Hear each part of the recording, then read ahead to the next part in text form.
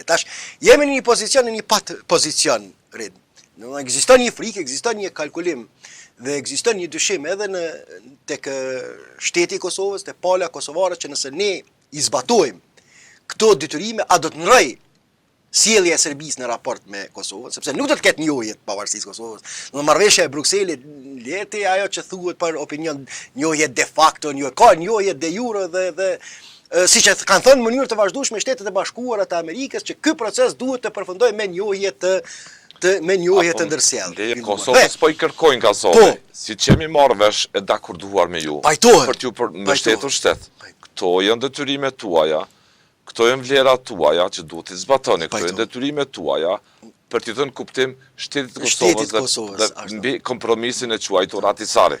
Unë pajtohem mirë, po tash ekziston një frikë, unë jam i bindur, dëgjoj, unë jam i bindur. Unë po bazona në qëndrimet publike. Absolutisht, edhe unë jam i bindur që jo vetëm sot Albin Kurti, por edhe nëse krijohet edhe një qeveri tjetër, mos harro, do të ketë dyshimet mëdha sa i përket zbatimit të këtyre detyrimeve që ka marrë Kosova.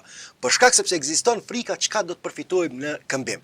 Në këtë drejtim, lideri i aleancës, këmbim, a stabiliteti, a është njohja nga Serbia, a do ta fitojnë paktën mos provokimin më nga Serbia. A do të integrohen mirëfilli me serbët e Kosovës, jo veç kështu formalisht, por mirëfilli që më ta shohin shtetin e Kosovës si adresën e tyre kryesore dhe të mos lejojnë të përdoret vullneti i tyre politik nga Serbia me qëllim që të sabotohet të minuohet shteti. Këto dilema janë këto dilema. Dhe tash në këtë drejtim lideri i aleancës Parlamentit të Kosovës disa herë e ka bërë qartë që mbasi ia vlen të diskutohet një lloj koordinimi me bashkinë ndërkombëtare, të paktën antarësimin e NATO, sepse ajo është garancioni kryesor i sigurisë. Kupola kryesore. Më shumë se sa i përket agjendës euro integruese, ne duhet ta mendojmë që kemi marrë këto zotime, kemi më në tavolinë këto zotime, jemi të gatshëm t'i zbatojmë në këmbim të përshpejtimit të antarësimit në NATO, gjë që po ashtu do të jetë shumë e vështirë të bëhet për shkak të mosnjohjes nga disa prej vendeve të Bashkimit Evropian që janë anëtare të NATO-s. Po u tha